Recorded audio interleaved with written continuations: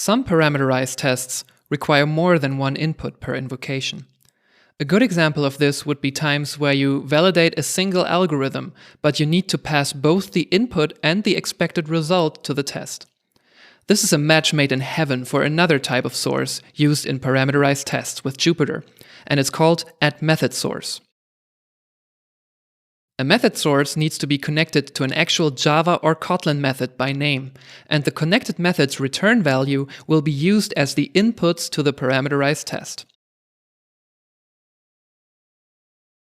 Furthermore, this data method needs to be static, so make sure to put it in your Kotlin companion object and use @jvmStatic so Jupyter can find it.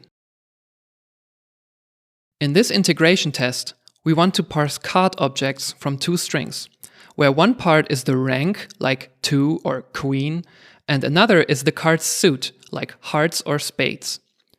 Let's name the companion's method testData, and its return value is a list of arguments objects. For the record, this could also be a Java 8 stream or any other collection of arguments objects. The arguments type is Jupyter's data container for arbitrary elements. And for the data method, we create a list of these objects through their factory called off. Now that the data method is prepared, we are going to set up the actual parameterized test, which will consume the data.